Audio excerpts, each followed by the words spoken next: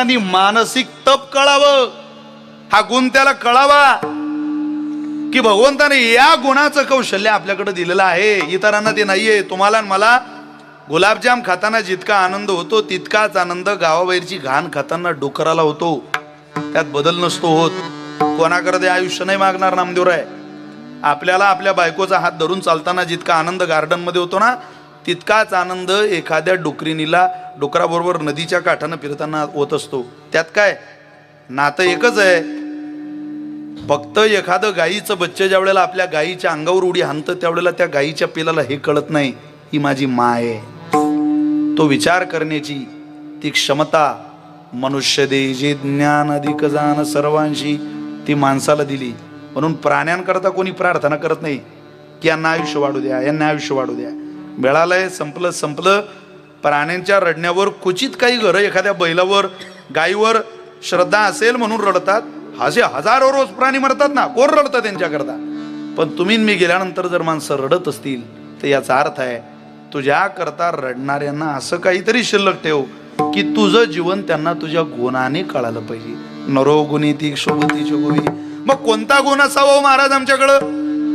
तुझ्याकडं सगळ्यात महत्वाचा गुण असला पाहिजे, तुला गुणानुवाद गाता आले पाहिजे.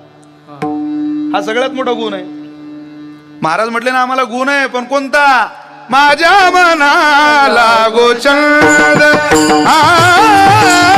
माझ्या मनाला गोचंद, माझ्या मनाला गोचंद,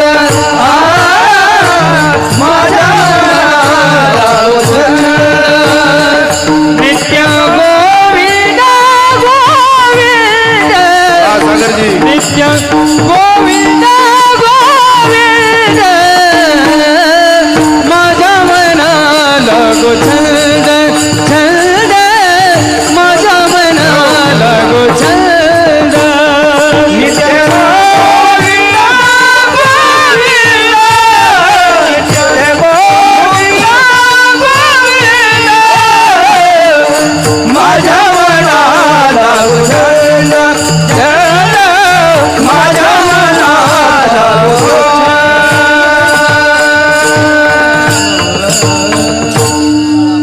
देवा आम्हाला तो छंद लागू दे बाबा, ज्या छंदाने जीवनात क्रांती होईल. नित्य गोविंद गोविंद गोविंद गोविंद हा छंद तसा सहज लागत नाही. तो छंद लागण्याकरता पूर्वजन्मी सुकृते थोर केली ती मजा आजी फळासी आली. महाराजांना विचारा ना, या छंदात मग्न व्हायला आणि हरिदास या पदात बसायला आम्ही काय काय केलं? तुम्ही वागा संडोळवाऱ्यांच्या गवळणी वाचा, काय काय केलं त्याची एक होते बहुता दिवस अर्थ वागविले. आजी अकस्मात फळ, आपल्याला आठला थांबायचंय. आजी अकस्मात फळ देऊ आले, दृष्टी श्रीहरीची देखील पावले घेतले, जन्म मागे सार्थक त्याचे झाले हो. इतकं गोड वचन आहे. अहो काय केलं? याची लागी हो तेजी आले भोग, याची लागी हो केले नाना याग, याची लागी अष्टांगादी योग, याची लागी या विषयाचा त्याग, जन्मोजन्मांतरी केली ही सूचना, याची लागी हो वसविली निर्जना, बक्षिले फळमुळ प्राशिले जीवना. अरे देवा अन्न पाण्याचा त्याग केला हरिदास होण्याकरता, आणि इतकं सगळं गोळा करून सुद्धा हरिदास झाल्यावरही तू आम्हाला आयुष्य देत नसतील भक्ती करायला, तर आम्ही करायचं कशा करता? अशा भूमिकेत ज्या वेळेला साधक येतो त्यावेळेला साधकाचा आवाज देवापर्यंत जात नाही. म्हणून तुमचा माझा कैवार संत श्रेष्ठ नामदेवराय घेतात आणि देवा रे वो एकादशी करतात रे ते, अरे वारी करतात पंढरीची, महिन्याला मध्यवारी ज्ञानोबारांची. माळकरी कुटुंब आहे देवा, इतके व्रत वैकल्य उपासना करूनही तू त्यांचं ऐकत नाही. मी आलोय तुझ्या दारात सांगायला, तू आम्हाला काही देऊ नको, पण मी मागतोय त्यांच्याकरता आयुष्य दे. कोणाकरता? तुमच्या माझ्या करता, वारकऱ्या करता, बबन बाबांकरता, आजीबाईं करता. या अभंगातलं पहिलं चरण नामदेव. अकल्प आयुषे हवेत या कुळा, अकल्प आयुषे हवेत या कुळा, अकल्प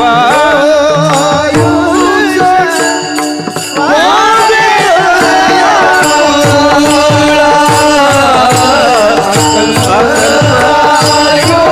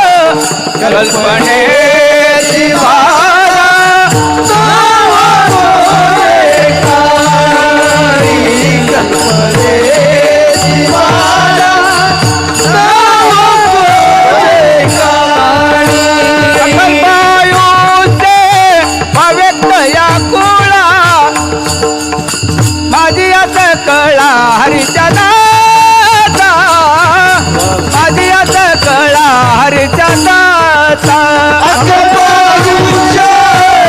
व्हावी दया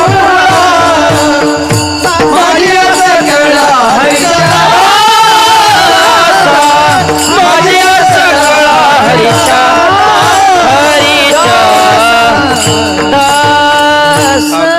विषवावितया कुळा माझी आस कळा हरीच्या दासा. त्या हरिदासांना देवा आयुष्य दे. किती दे? आकल्प दे. आता आकल्प काय मागताय तुम्ही महाराज? कलियुगात आयुष्य एवढं थोडं आहे का आयुष्य? कृतयुगामध्ये 1,00,000 वर्षाचं आयुष्य माणसाला होतं आणि 28 हाताचा माणूस होता. तुम्ही बोर झाले का? मी घरी जाऊ का? किती आयुष्य होतं माणसाला? 28,000 नाही, 28 हाताचा माणूस आणि 1,00,000 वर्षाचं आयुष्य होतं बाबा. 1,00,000 वर्ष जीव जगायची माणसं. हो, आणि 28 हात उंची. म्हणजे हे स्टेज नसेल तेव्हा 28 हाताच्या माणसाची मांडी केवढी मारल्या जातात. कृतयुग संपलं, त्रेतायुग चालू झालं. भगवंतानं आयुष्यावरच एक शून्य बाजूला केलं. किती राहिलं ते? बोला बोला बोला. 10,000 वर्षाचं आयुष्य. देवाला वाटलं उंची जास्त झाली, मग कमी करा. निम्म्यावर आणली. 14 हातावर आणला माणूस. बोल बोलतात त्रेतायुग संपलं, द्वापार युग सुरू झालं. त्या द्वापार युगामध्ये भगवंतानं आयुष्यावरचा पुन्हा एक झिरो बाजूला केला. 1,000 वर्षाचं आयुष्य. उंची 14 हात देऊ म्हटले, जास्तच झाली, जरा कमी करा. 7 हातावर माणूस आणला. बोल बोलता संपलं हो द्वापार युग. कलियुग सुरू झालं. पुन्हा आयुष्यावरचा एक झिरो देवानं बाजूला केला. उंची निम्म्यावर आणली. आता प्रार्थना करू, देवा आता झिरो कमी करायच्या भानगडीत पडू नको. नाही तर 2च पंचवार्षिक फक्त. 10 वर्षात काय होतं? एक दिवस होणार. का होणार? बिघडले ब्रीद जनतेचे चरित्रे नासली सारी. मंत्र घ्या राष्ट्र धर्माचा शुरत्वे टाळण्या धोका. प्रार्थितो संत साधुना शक्ती द्या बुद्धी द्या लोका. झाला देश दुर्बल हा लाज राखा न घ्या शंका. धर्म धर्म धर्म तुम्ही मी सांगतोय फक्त. जरा जा पब मध्ये माहिती घ्या, बार मधली माहिती घ्या, डान्स बार मधली. एक मुस्लिम समाजाचं पोरग दिसणार नाही तुम्हाला. एक सगळ्या हिंदूच्या पोरी आहे, सगळ्या आपली पोरं आहे. जा बिरवार मध्ये एकदा चक्कर मारायला जा. आपण बघत नाही म्हणून आपल्याला वाटतं बरं चाललंय. पाहू नाही शकत तुम्ही उघड्या डोळ्याने चित्र. एक दिसणार नाही एक मुस्लिम समाजातलं.